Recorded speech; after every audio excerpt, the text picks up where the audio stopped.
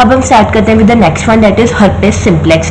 तो herpes simplex जो this is a viral infection, ठीक है, ये सबसे पहले वायरसेस कॉज करती हैं herpes simplex, and it is characterized by the blister और अल्सर फॉर्मेशन, ठीक है। दो टाइप्स ऑफ वायरसेस कॉज करती हैं, एक होती है हर्पेस सिम्प्लेक्स वायरस टाइप 1 जो कि ओरल हर्पेस कॉज करेगी, एक होती है हर्पेस सिम्प्लेक्स वायरस टाइप 2 जो कि जेनिटल हर्पेस कॉज करेगी। दोनों में अल्सर्स फॉर्म हो रहे हैं, but the only difference is the location of the ulcers. है क्या ये viral infection caused by these two viruses and characterized by the ulcers, बस इतना क्लियर है। अब हम टाइप्स ऑफ, मैंने तुम्हें हर्पेस बता दिया, HSV1 है, HSV2 है, वो ओरल हर्पेस एंड वो जेनिटल हर्पेस कॉज कर रहा है। बस अब सबसे पहले हम स्टार्ट करते हैं with the first one, that is herpes simplex virus type 1। ये बहुत ज्यादा कंटेजियस इन्फेक्शन है। ये क्या है, हमारी जो ओरल जो लिप्स के अराउंड वाला एरिया होता है ना, वहां पर ये ब्लिस्टर्स कॉज करेगी, ठीक है। वो ब्लिस्टर्स फ्लूइड फिल होंगे। सर ये इतना ज्यादा कंटेजियस है। सबसे पहले तो ये बच्चों में, जो बच्चे होते हैं, जो स्कूल गोइंग चिल्ड्रन होता है, उनमें बहुत ज्यादा कॉमन होता है, इसलिए हम इसको स्कूल अल्सर्स या स्कूल सोर्स भी कह देते हैं। उसके अलावा हम इसको कोल्ड सोर्स भी कहते हैं। अब देखो होना क्या, इसमें अल्सर फॉर्म होने हैं, बट पहले तो ये असिम्प्टोमेटिक होता है, पहली स्टेजेस में, मतलब अल्सर नहीं जब बने होंगे, पहले ये असिम्प्टोमेटिक होता है। तो तब थोड़े बहुत ऐसे की सिम्टम्स आ सकते हैं, जैसे अल्सर बनने से पहले वहां पर टिंगलिंग सेंसेशन, इचिंग हो सकती है, बर्निंग सेंसेशन हो सकती है, ठीक है। जब सिम्टम आने स्टार्ट हो जाएंगे तो ये सिम्टम आएंगे और उसके बाद अल्सर फॉर्म हो जाएंगे पूरे। अब जब अल्सर बन चुके हैं तो ये डिसीज बहुत ज्यादा कंटेजियस हो जाती है। क्यों? क्योंकि अब उस अल्सर में फ्लूइड भरा हुआ है, वो अब एक पर्सन से दूसरे पर्सन बड़ी इजिली फैलेगी। अगर direct oral to oral contact हो गया तो ठीक है। दूसरा क्या, अगर हम सलाइवा के कंटैक्ट में आ गए तो भी हो सकता है। तीसरा, अगर हमने किसी पेशेंट का फेस टाल यूज कर लिया देन ऑल्सो, या वैसे भी डायरेक्ट फिजिकल कंटैक्ट के थ्रू भी ये फैल सकता है, ठीक है। तो herpes simplex virus type 1 mainly तो ओरल हर्पिस कॉज करती है, बट जरूरी नहीं है किसने ओरल हर्पिस ही कॉज करना है। In some cases it can also cause genital herpes when there is orogenital contact. आगे समझ। अब इसके मैंने तुम्हें थोड़ा बहुत बता दिया। अब हम इसको ओरल हर्पिस की जगह ओरोलेबियल हर्पिस, ओरल लेबियल हर्पिस या ओरोफेशियल हर्पिस, ये तीन नाम है, हम इनको ये भी कह सकते हैं। साइन एंड सिम्टम्स क्या आएंगे मैंने तुम्हें बता दिया। पहले असिम्प्टोमेटिक, जब सिम्टम आएंगे तो अल्सर बनने से पहले बर्निंग होगी, इचिंग होगी वहां पर, तो वहां पर एक गोल्डन क्रस्ट सी बन जाती है, एक वो चीज आएगी, वहां पर स्कार सा बन जाता है और उस रेडनेस होगी। उसके बाद अल्सर्स बन जाएंगे जिसके बीच में फ्लूइड फिल्ड होगा, बस ये। और उसके अलावा तुम्हें पता है जो कन्वेंशनल साइन एंड सिम्टम हर किसी इंफेक्शन में आते हैं, फीवर, चिल्स, मलेज, फटीग, वो सब कुछ होगा। ट्रांसमिशन ओरल कंटैक्ट के थ्रू फैलता है या ओरोजेनिटल कंटैक्ट के थ्रू फैलता है। बाकी तुम्हें बता दिया फेस टॉवल यूज करने से, सलाइवा वगैरह से। कॉम्प्लिकेशंस क्या होती है, अगर किसी को ओरल हर्पिस है तो वो आईज में जा सकता है, आई इन्फेक्ट कर देगा तो क्या फॉर्म करेगा, keratitis, that is a kind of eye infection. या वो अंदर एंसेफेलाइटिस भी कॉज कर सकता है, ब्रेन इन्फ्लामेशन, एंसेफेलाइटिस। ऐसे के लोगों में साइकोलॉजिकल इंपैक्ट हो ही जाता होता है, क्योंकि अब उनके यहाँ पर अल्सर्स है माउथ के अराउंड, तो मतलब that are the major causes of herpes simplex virus, तो उनको साइकोलॉजिकल सपोर्ट देनी ही पड़ती है। क्योंकि जो ये वाली टाइप, जो ये वायरस होती है ना हर्पेस सिम्प्लेक्स, ये लाइफ लॉन्ग होती है। एक बार ही सप्रेस हो जाएगी, बट अगर जो अगेन इम्यूनिटी वीक होगी या कोई ट्रिगरिंग फैक्टर आएगा तो ये दोबारा से हो जाएगी, तो इसलिए इन्हें लाइफ लॉन्ग चलती है। ट्रीटमेंट कैसे करेंगे, हम एंटीवायरल ड्रग्स ही देंगे, क्योंकि एक वायरल इन्फेक्शन है, जैसे कि साइक्लोविर, फैमसिक्लोविर, वैलासाइक्लोविर, ये जिनके पीछे साइक्लोविर लगता है, वो सारी एंटीवायरल ड्रग्स हम देंगे। प्रिवेंशन, जिसके थ्रू ये फैलती है उस चीज को तुम प्रिवेंट करोगे, ठीक है। उसके बाद आते हैं HSV2 herpes simplex virus type 2, that is genital herpes. अब इसका मतलब ये नहीं है सिर्फ ये जेनिटल को इफेक्ट करेगी, जैसे वो भी दोनों को इफेक्ट कर सकती थी, यस वैसे ये भी ओरल हर्पिस भी कॉज कर सकते हैं, बट प्रीडोमिनेंटली तो ये जेनिटल हर्पिस ही कॉज करती है। इसमें भी साइन एंड सिम्टम वन और मोर अल्सर्स हो सकते हैं इन द जेनिटल और इन द एनल रीजन। पहले ये भी असिम्प्टोमेटिक होता है, बाद में सिम्टम्स आते हैं, वही कन्वेंशनल सिम्टम, ब्लिस्टर फॉर्मेशन हो जाएगा, ओपन सोर बन जाएगा। और उसके अलावा जेनिटल हर्पिस के केस में पेन होगी जो रेडिएट करेगी towards the legs, हिप्स and buttocks, ये चीज याद रख लेना। और अगर किसी को HSV2 इन्फेक्शन है देन देयर आर चांसेस कि पर्सन को साथ में HIV भी हो जाए, क्योंकि HSV2 increases the risk 3-fold times to acquire the HIV infection. तो अगर पर्सन को HSV2 के साथ HIV हो गया तो then there are vast symptoms, vast complications, like patient की लंग्स अफेक्ट हो सकती है कॉजिंग न्यूमोनाइटिस, पेशेंट की आईज अफेक्ट हो सकती है, रेटिनल नेक्रोसिस, ब्रेन तो मेनिंजोएन्सेफेलाइटिस, इसोफेजाइटिस या वो स्प्रेड हो सकता है, डिससेमिनेटेड इन्फेक्शन, लिवर इन्फ्लामेशन, हेपेटाइटिस मतलब की हो सकता है। तो ये वाली गंदी वाली कॉम्प्लिकेशंस हो सकते हैं अगर दोनों इकट्ठे आ गए। यहाँ पर भी पेशेंट को साइकोलॉजिकल इश्यूज आएंगे। डायग्नोस्टिक टेस्ट क्या होगा, वायरल कल्चर कर लेंगे, पेशेंट का ब्लड लेंगे, उसमें हमें पता चल जाएगा वायरस वगैरह है या नहीं। उसके अलावा तो हमें पता है सीरोलॉजिकल टेस्ट, रेडियो इम्यूनो से एलाइजा वगैरह, आरटी-पीसीआर वो परफॉर्म कर लेंगे। ट्रीटमेंट यहाँ पर भी साइक्लोविर, वेलासाइक्लोविर, फैमसिक्लोविर। प्रिवेंशन तुम्हें पता है क्योंकि सेक्सुअल कांटेक्ट के थ्रू फैलता है, then all those preventive measures need to be done. एक और चीज, जेनिटल herpes मतलब HSV2 infection mother to baby भी स्प्रेड हो सकती है ड्यूरिंग डिलीवरी। अब नेक्स्ट चीज है चिकन पॉक्स। तो हमें पता ही है चिकन पॉक्स जो होता है मेनली ये varicella zoster, so this is also viral infection which is caused by the varicella zoster virus. उसके ये वो चिकन पॉक्स कॉज करती है। हमें पता है कि इसमें क्या होता है, मेन कैरेक्टरिस्टिक फीचर क्या आती है कि वेसिकुलर रैशेस, पूरी बॉडी पे वेसिकुलर रैशेस बन जाते हैं। कॉज कौन कर रहा है, varicella zoster viral infection cause कर रही है। तो ये जो वायरस है ना चिकन पॉक्स है, ये सबसे ज्यादा छोटे बच्चों में होती है जिनकी एज 10 साल से कम है। Usually this is a self limiting disease कि खुद ठीक हो जाएगी, बट अगर ये एडल्ट्स में हो रही है देन देयर आर चांसेस कि इनमें कॉम्प्लिकेशंस आए, बट बच्चों में दिस इज सेल्फ लिमिटिंग, थोड़े टाइम के बाद खुद से वो ठीक हो जाएगी। अब ये होता है, ये भी हाईली कंटेजियस है। ये कैसे फैल रही है, अगर मतलब फ्लूइड टू फ्लूइड कंटैक्ट, वो कैसे, अगर हमने ऐसे चिकन पॉक्स इन्फेक्टेड इंडिविजुअल के ब्लिस्टर्स पे हाथ लगा दिया तो हम पे फ्लूइड लग गया, वही हमने आइस को रब कर दिया तो थ्रू कंजक्टिवा ये फैल सकती है। दूसरा जैसे फ्लू फैलता है, वो कैसे फैलता है, रेस्पिरेटरी ड्रॉपलेट्स के थ्रू, वैसे ये भी चिकन पॉक्स भी थ्रू रेस्पिरेटरी ट्रैक्ट फैलता है। वो कैसे, वो समझो होता क्या, पैथोफिजियोलॉजी बता रही हूँ। होगा क्या कि इधर कंजक्टिवा और थ्रू रेस्पिरेटरी ट्रैक्ट हमने चिकन पॉक्स वायरस को अंदर ले लिया, तो होगा क्या, सबसे पहले वायरस जाकर, वायरल पार्टिकल जाके हमारे नेजोफेरिंक्स में एंड उसके पास जो लिम्फ नोड्स है वहां पर मल्टीप्लाई करेंगे, नेजोफेरिंक्स एंड रीजनल लिम्फ नोड्स में मल्टीप्लाई करेंगे। उसके बाद ये ब्लड स्ट्रीम में आ गए, जब ये पहली बार ब्लड स्ट्रीम में आए तो उसको कहते हैं प्राइमरी वायरीमिया। तो क्या हो गया, प्राइमरी वायरीमिया। तो ब्लड स्ट्रीम में आके ये हमारे लिवर में चले गए, स्प्लीन में चले गए, वहां पर जाके फिर से ये मल्टीप्लाई हुए, उसके बाद ये दोबारा ब्लड स्ट्रीम में आए, दोबारा आने को हम कहते हैं सेकेंडरी वायरीमिया। दोबारा आने के बाद ये हमारी स्किन में चले गए, जब ये स्किन में चले जाएंगे तो क्या आएगा, major symptom that was vesicular rashes. तो अब क्या आएंगे, वेसिकुलर रैशेस। तो तुमने देखा ना सबसे पहले ये नेजोफेरिंक्स में मल्टीप्लाई हुए, तो जब पर्सन उस फेज में होता है ना तब ये रेस्पिरेटरी ड्रॉपलेट्स के थ्रू या रेस्पिरेटरी सिस्टम के थ्रू चिकन पॉक्स फैलता है। ऑल्दो तुम्हें पता ही है कि ये फिजिकल कांटेक्ट के थ्रू तो ऑब्वियसली फैलता ही है। तो इतना तुम्हें पैथोफिजियोलॉजी अब क्लियर होगी। तो सबसे पहले होगा क्या, सबसे पहले वेसिकुलर रैश बनते हैं पर्सन ने, उसके बाद those rashes convert into small papules, उसके बाद वेसिकल्स में, उसके बाद पुस्ट्यूल्स में, लास्ट में जब वो हार्ड हो जाते तब क्रस्ट में। नोट करो, पहले वेसिकुलर रैश, फिर पेप्यूल्स, फिर वेसिकल्स, पुस्ट्यूल्स एंड देन क्रस्ट। अब हम इसको डायग्नोस कैसे करेंगे, तो मैं पता जो हम फ्लूइड है, फ्लूइड को ले लेंगे, उसका कल्चर करवा लेंगे, वायरल कल्चर पॉजिटिव आ जाएगा। पहले तो सबसे ये this is a confirmatory test, fluid उठाया, कल्चर करवाया, वायरल कल्चर पॉजिटिव आ जाएगा, मेन टेस्ट तो यही है। उसके अलावा तुम्हें पता है ये भी वायरल इन्फेक्शन है, तो हम जो आरटी-पीसीआर, एलाइजा, जो सीरोलॉजिकल टेस्ट होते हैं वो परफॉर्म करते हैं, ठीक है। जो वायरल कल्चर करेंगे हमें पता चल जाएगा कि वेरिसेला जोस्टर वायरस प्रेजेंट है, तो that is a confirmatory test. Symptoms क्या आते हैं, तुम्हें पता है कोई भी इन्फेक्शन के वही कन्वेंशनल सिम्टम्स तो आएंगे, chills, fever, fatigue, nausea, vomiting, night sweats. उसके अलावा vesicular rashes, this is the first sign and symptom. Spots बने होंगे, ब्लिस्टर बने होंगे, वो लिख देना। ट्रीटमेंट क्या करेंगे, यूजुअली तो सेल्फ लिमिटिंग है, ट्रीटमेंट की जरूरत नहीं है, बट अगर देना पड़ रहा है तो फिर हम एंटीवायरल ड्रग्स वही फैमसिक्लोविर, साइक्लोविर, वेलासाइक्लोविर वो वाले देंगे। और उसके अलावा हम अगर पर्सन को, हमें पता है कि this person is very prone कि उसको अब वायरल इन्फेक्शन हो जाएगी क्योंकि वो एक्सपोजर में आ गया, तो हम पर्सन को पैसिव इम्यूनिटी भी देते हैं। पैसिव इम्यूनिटी किससे देते हैं, वेरिसेला जोस्टर इम्यूनोग्लोबुलिन। हम इसके इंजेक्शन लगाएंगे पेशेंट को ताकि उसको पैसिव इम्यूनिटी मिल जाए। अगर आप साथ में बैक्टीरियल इन्फेक्शन होने का भी रिस्क है क्योंकि सोर्स बन गया तो अब उसके थ्रू अंदर जा सकते हैं बैक्टीरिया, तो हम एंटीबायोटिक थेरेपी भी चला सकते हैं। नाउ द नेक्स्ट डिसीज है स्मॉल पॉक्स। जो स्मॉल पॉक्स है this is also a viral infection. इसको जो वायरस कॉज करती है that is known as variola virus. उसको कौन कॉज कर रही थी, varicella zoster, this is variola virus. अब ये जो है ना ये ज्यादा खतरनाक है देन द चिकन पॉक्स। क्यों, क्योंकि ये भी हो तो बच्चों में, but this is not self limiting. ये पहले भी बहुत बड़ी जो डेवलपिंग कंट्रीज में था तो इससे बहुत ज्यादा डेथ कॉज की थी, बट द थिंग इज इसकी वैक्सीन अवेलेबल है, तो इसलिए ग्लोबली अब ये जो स्मॉल पॉक्स वायरल इन्फेक्शन है ये ग्लोबली इरेडिकेट हो चुकी है। तो जब ये वायरल इन्फेक्शन हमारे हमारे अंदर आती है तो सबसे पहले ये हमारे माउथ को, थ्रोट को and the small blood vessels जो स्किन में प्रेजेंट है, ये सबसे पहले उनको टारगेट करती है। And this is also very contagious, ये भी डायरेक्ट फिजिकल कंटेक्ट या रेस्पिरेटरी रूट ड्रॉपलेट्स के थ्रू फैल सकती है। अगर एक patient which is suffering with small pox एक रूम में प्रेजेंट है, देन देयर आर चांसेस कि एयरबॉर्न रूट के थ्रू ये एक हेल्दी इंडिविजुअल को फैल दे। इसलिए जो ये वाले इंडिविजुअल्स होते हैं, those individuals which are suffering with small pox, हम उनको आइसोलेशन में रखते हैं।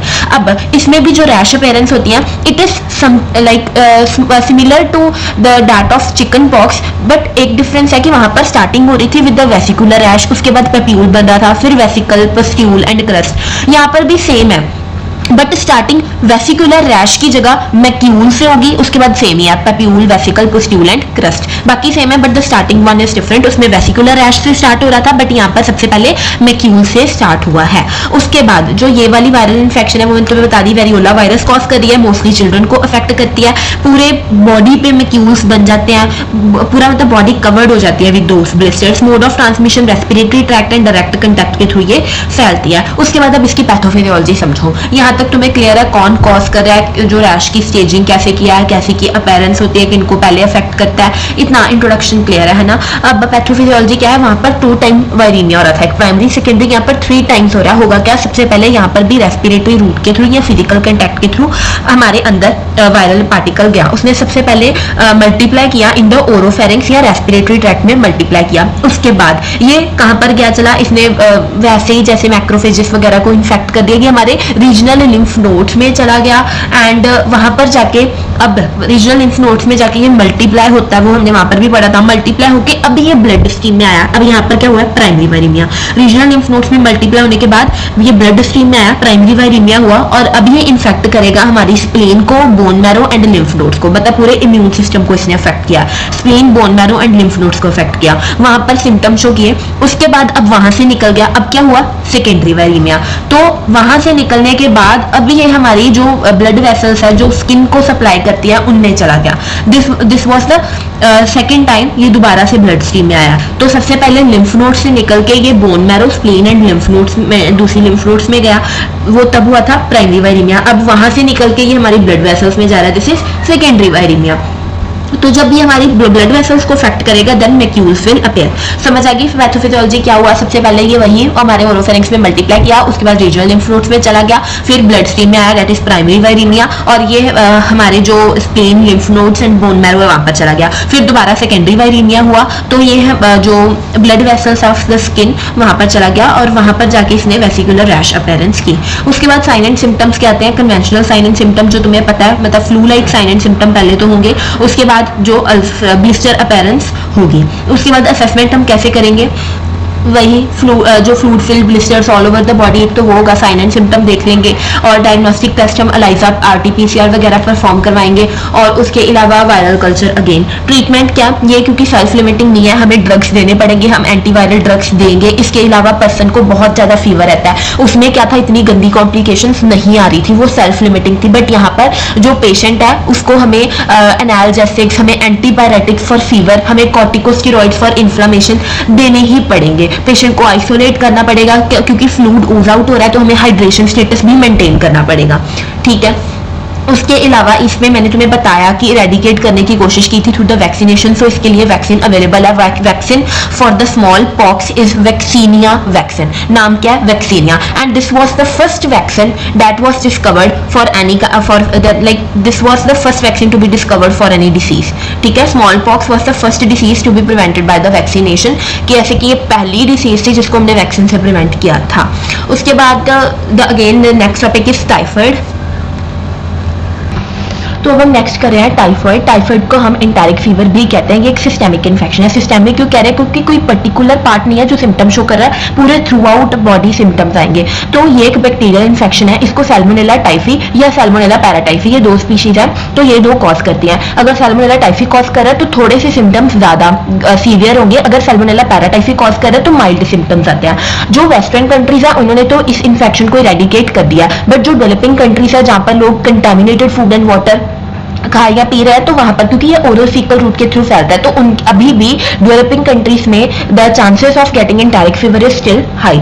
तो कॉज क्या है, द मेन कॉज इज, मैंने तो बता दिया, causative organism is bacteria Salmonella typhi and Salmonella paratyphi. तो मेन कॉज क्या है, वही contaminated food and water intake. तो और पता होता क्या, एक ये कॉज है, कि ये कॉज है कि अगर हम डायरेक्ट उस इंडिविजुअल के कंटेक्ट में भी आ रहे हैं जिसको टाइफाइड फीवर है, क्योंकि ना वो जो इंडिविजुअल है वो एक कैरियर की तरह एक्ट करता है। जब उसको पहली बारी टाइफाइड हुआ था तो कुछ बैक्टीरिया उसके गॉल ब्लैडर में एज अ रिजर्व रह गए थे, तो बाद में वो गॉल ब्लैडर से जब निकले इंटेस्टाइन में गए, इंटेस्टाइन से उसकी फीसिस में चले गए। तो अगर हमने उस पर्सन के कंटेक्ट में है, हम गलती से ओरल फीकल रूट के थ्रू हमारे अंदर चला गया, देन अगेन तो हमें इन्फेक्शन हो जाएगी। तो मेन तो सैल्मोनेला टाइफी ही है, और वो मैंने तुम्हें बता दिया oral fecal route is the main cause. तो ये थी उसकी पूरी इटियोलॉजी। जो लोग होते हैं वो कैरियर की तरह एक्ट करते हैं क्योंकि उनके बिलियरी सिस्टम में ये बैक्टीरिया रिजर्व रह जाता है। टारगेट ऑर्गन क्या है इसका, gall bladder, biliary system, lymphatic system, ये इसके टारगेट ऑर्गन्स है इस बैक्टीरिया के। तो होगा क्या, पैथोफिजियोलॉजी समझो, कंटामिनेटेड फूड एंड वाटर किसी ने लिया तो जो बैक्टीरिया था उसकी गट में चला गया, अब गट से वो एब्जॉर्ब हो गया into the blood stream. Blood stream में डब्ल्यूबीसीज प्रेजेंट थे, वो डब्ल्यूबीसीज बैक्टीरिया को पता लिवर में, स्प्लीन में, बोन मैरो में, इन सभी जगह पे ले गए।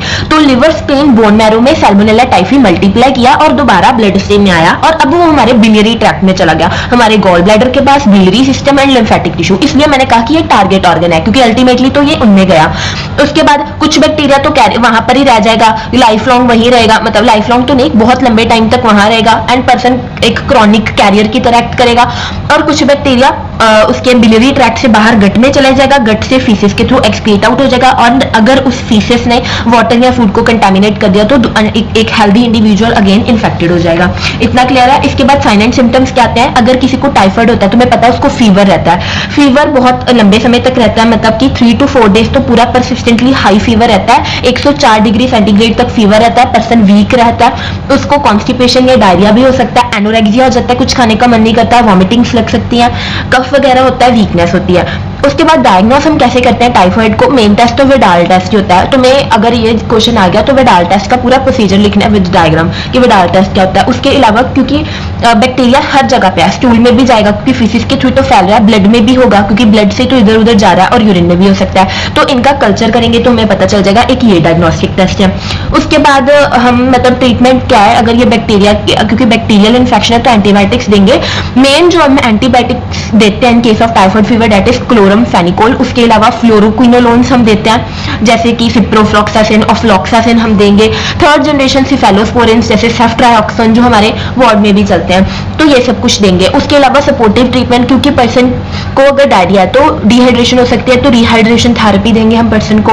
उसके अलावा फीवर है तो एंटीपायरेटिक्स दे सकते हैं, अगर बॉडी पेन हो रही है तो एनाल्जेसिक्स दे सकते हैं, टैपिड स्पंजिंग करवा सकते हैं हम पेशेंट की। प्रिवेंटिव मेजर्स यही है कि अगर तुम ऐसी कंट्री, डेवलपिंग कंट्री में जा रहे हो ट्रैवल करने, तो तुम पहले वैक्सीन लगवा सकते हो फॉर पैसिव इम्यूनाइजेशन। तो वैक्सीन कैसे लग सकती है, तो सीधा आईवी शॉट लग जाता है जो 2 वीक्स बिफोर ट्रैवल लगाना होता है, या उसके अलावा हम इन फॉर्म ऑफ टैबलेट्स भी लेते हैं। तो वो वैक्सीन का कोर्स पता है कैसे, अगर हम टैबलेट्स के थ्रू ले रहे हैं तो 4 टैबलेट्स लेनी होती है, हर दूसरे दिन 1 टैबलेट खानी होती है। ये वाली टैबलेट वाली फॉर्म ऑफ इम्यूनाइजेशन हम ट्रैवल करने के 1 हफ्ते पहले लगाते हैं। और क्या प्रिवेंटिव मेजर है कि हमने ध्यान से कंटामिनेटेड फूड एंड वाटर नहीं खाना। अगर किसी को बहुत टाइम से टाइफाइड है और हमने उसको ट्रीट नहीं किया तो काफी कॉम्प्लिकेशंस आ सकती हैं। जीआई ब्लीडिंग भी हो सकती है क्योंकि बार बार डायरिया वगैरह, कॉन्स्टिपेशन वगैरह हो रही है ना, और ये इधर उधर जा रहा है तो सेप्टिसीमिया हो सकता है, और जीआई परफोरेशंस हो सकती हैं। इसके अलावा क्योंकि ये बैक्टीरिया हार्ट की तरफ जा सकता है तो मायोकार्डाइटिस, एंडोकार्डाइटिस, पेरिकार्डाइटिस, किडनी में गया चलो तो वहां पर इन्फेक्शन, ब्लैडर में चला गया तो ब्लैडर इन्फेक्शन हो जाएगा, हमारा बिलियरी ट्रैक्ट इन्फेक्ट कर सकता है, ब्लड में गया चलो तो मैंने तुम्हें बता दिया सेप्सिस हो सकती है। तो ये उसकी सारी क्या है कॉम्प्लिकेशंस। बस इतना तुम्हें याद रखना फॉर टाइफाइड फीवर। तो नेक्स्ट है मेनिंजाइटिस। मेनिंजाइटिस मतलब इन्फ्लेमेशन ऑफ द मेनिंजेस। तो हमारे ब्रेन के ऊपर 3 टाइप्स ऑफ कवरिंग्स होती है जिनको हम कहते हैं मेनिंजेस। दीज आर, सबसे पहले सबसे बाहर होती है ड्यूरा मैटर, बीच में होती है एरिकनॉइड मैटर और उसके नीचे होती है पिया मैटर। जब इन तीनों की इन्फ्लेमेशन हो जाती है तब हम उसको कहते हैं मेनिंजाइटिस। अब ये 2 टाइप्स का होता है कि इन्फ्लेमेशन कब होती है, जब इन्फेक्शन हो। अगर तो बैक्टीरियल इन्फेक्शन हुई है तब हम उसको कहते हैं सेप्टिक मेनिंजाइटिस, बट अगर वायरल इन्फेक्शन के कारण इन्फ्लेमेशन हुई है तो तब हम उसको कहते हैं असेप्टिक मेनिंजाइटिस। तो अब दोनों को देखते हैं। सबसे पहले the first type that is septic meningitis which basically occurs due to bacterial infection. तो कौन कौन से बैक्टीरियाज है जो मेनिंजाइटिस कॉज करते हैं? पहला है हेमोफाइलस इन्फ्लुएंजाe जो कि रेस्पिरेटरी ड्रॉपलेट्स के थ्रू फैलता है। उसके बाद स्ट्रेप्टोकोकस निमोनियाe वो भी रेस्पिरेटरी ड्रॉपलेट्स के थ्रू फैलता है। उसके बाद नाइजीरिया मेनिंजाइटिस जो वो भी सलाइवा एंड रेस्पिरेटरी ड्रॉपलेट्स दोनों के थ्रू फैल सकता है। And third one is Listeria मोनोसाइटोजीन्स। ये फूड बॉर्न है, ये contaminated food that is contaminated with this viral particle, जब हम उसको कंज्यूम करते हैं तब ये फैलता है। तो 4 बैक्टीरिया कौन से हैं? 3 तो रेस्पिरेटरी ड्रॉपलेट्स के थ्रू फैलते हैं, एक है स्ट्रेप्टोकोकस निमोनियाe, एक हेमोफाइलस इन्फ्लुएंजाe एंड एक है Nigeria meningitis and the last one was Listeria मोनोसाइटोजीन्स। Okay, फिर सेकंड आता था असेप्टिक मेनिंजाइटिस जो कि वायरल इन्फेक्शन के थ्रू फैलता है। कौन सी वायरस? Adeno virus. अगर स्पेसिफिकली बोलो तो 90% केसेस में non polio entero it is not adeno virus, it is entero virus. 90% केसेस में कौन सी entero virus? Non polio entero virus cause करती है असेप्टिक मेनिंजाइटिस को। या अगर पर्सन की इम्यूनिटी बहुत ज्यादा वीक है, उसको HIV है, ल्यूकीमिया या लिम्फोमा है, then chances to get aseptic meningitis increase. अब पैथोफिजियोलॉजी क्या है मेनिंजाइटिस की, कॉमन बात कर रहे हैं। तो सबसे पहले बैक्टीरियल या वायरल इन्फेक्शन, वो वायरल पार्टिकल्स या बैक्टीरिया हमारे ब्रेन में गए bye crossing the blood brain barrier. उन्होंने ब्लड ब्रेन बैरियर को क्रॉस कर लिया, हमारे अंदर ब्रेन के पास चले गए, वहां पर उन्होंने इन्वेजन की। उसके बाद जो बाहर सेरिब्रोस्पाइनल फ्लूइड होता है ना, उसमें जाके वो कोलोनाइज कर गए। जब वहां पर वो कोलोनाइज कर रहे हैं, टॉक्सिन्स रिलीज कर रहे होंगे, तो उससे क्या होगा? हमारी मेनिंजेस इन्फ्लेम हो जाएंगी। इन्फ्लामेशन कब होती है? जब इन्फ्लामेशन होती है तो न्यूट्रोफिल्स, WBCs वो सब कुछ वहां पर इनफिल्ट्रेट होना स्टार्ट हो जाएगा, मतलब सब कुछ वहां पर भरना स्टार्ट हो जाएगा, मतलब पानी जैसा भरना स्टार्ट हो गया। उसको हम कहते हैं हाइड्रोसिफेलस, जिसके कारण क्या होगा? हाइड्रोसिफेलस। अब वहां पर इतना ज्यादा पानी भर गया, इतनी ज्यादा इनफिल्ट्रेशन हो गया है, जिसके कारण वहां पर प्रेशर, इंट्राक्रेनियल प्रेशर इंक्रीज हो गया, जिसके कारण वो वाली ब्लड वेसल्स जो हमारे ब्रेन को सप्लाई कर रही थी वो ऑब्स्ट्रक्ट हो जाएंगी, जिसके कारण फर्दर सिम्टम्स आएंगे। एक बार दोबारा सुनो, पैथोफिजियोलॉजी क्या थी? बैक्टीरिया या वायरसेस ब्लड ब्रेन बैरियर को क्रॉस करके ब्रेन में चले गए, वहां पर जाके उन्होंने सेरिब्रोस्पाइनल फ्लूइड में कोलोनाइजेशन की और वहां पर टॉक्सिन्स रिलीज किए, जिसके कारण मेनिंजेस इन्फ्लेम होगी। इन्फ्लेमेशन का मतलब क्या होता है? इनफिल्ट्रेशन हुई, मतलब कि न्यूट्रोफिल्स, WBCs वहां पर इकट्ठे हो गए। जब वो वहां पर इकट्ठे हो गए, हम उस टर्म को कहेंगे हाइड्रोसिफेलस, मतलब पूरा पानी जैसा भर गया। इतना पानी भरा हुआ है तो इंट्राक्रेनियल प्रेशर इंक्रीज हो जाएगा, जिसके कारण आर्टरीज जो वहां पर ब्लड को, ब्रेन को सप्लाई कर रही है, वो ब्लॉक हो जाएंगी एंड फर्दर जो सीवियर सिम्टम्स, कॉम्प्लिकेशंस अराइज होंगी, वो कौन सी है? साइन एंड सिम्टम्स क्या होंगे? पर्सन नक्कल रिजिडिटी हो जाएगी। नक्कल रिजिडिटी का मतलब होता है नेक रिजिड हो जाएगी, वो फ्लेक्स, नेक को फ्लेक्स नहीं कर पाएगा। दूसरा कर्निक साइन पॉजिटिव आएगा एंड थर्ड इज ब्रुडजिंस्की साइन भी पॉजिटिव आएगा। कर्निक साइन एंड ब्रुडजिंस्की साइन जैसे स्क्रीन में है उनको कहते हैं। कर्निक साइन में क्या होगा? अगर हम उसकी एक लेग को 90 डिग्री एंगल पर लेकर जाएंगे तो वो स्ट्रेट नहीं रहेगी, वो नी थोड़ी सी फ्लेक्स हो जाएगी। एंड ब्रुडजिंस्की साइन में क्या होता है कि अगर हम पर्सन की नेक को टुवर्ड्स द चेस्ट फ्लेक्स करेंगे तो उसकी नीज है वो फ्लेक्स हो जाएंगी, जैसे स्क्रीन में है। ये दोनों के दोनों साइंस पॉजिटिव आते हैं। उसके अलावा जितने भी न्यूरोलॉजिकल सिम्टम्स, फोटोफोबिया, उसको हेलुसिनेशंस होंगी, पर्सन जो है थोड़ा कोमा में भी जा सकता है, irritability, confusion, lethargy, intracranial pressure increase होगा, फीवर जिसके कारण हेडेक होगी बहुत ज्यादा, पर्सन को फीवर रहेगा। कॉम्प्लिकेशंस क्या है? कॉम्प्लिकेशन एक तो वो पर्सन क्योंकि डायरेक्टली नर्व्स वगैरह डैमेज हो सकती है, जिसके कारण यूरिनरी ब्लैडर इनकंटिनेंस हो सकती है, बॉल कंट्रोल लॉस हो सकता है, डेफनेस हो सकती है, हेयरिंग लॉस हो सकती है, क्रेनियल नर्व्स भी डैमेज हो जाएंगी। इसलिए जो क्रेनियल नर्व डिसफंक्शनिंग होनी स्टार्ट हो जाएगी, उसके तुम्हें पता है हर एक क्रेनियल नर्व अगर डैमेज होगी तो उसके रिलेटेड कौन से सिम्टम्स आएंगे।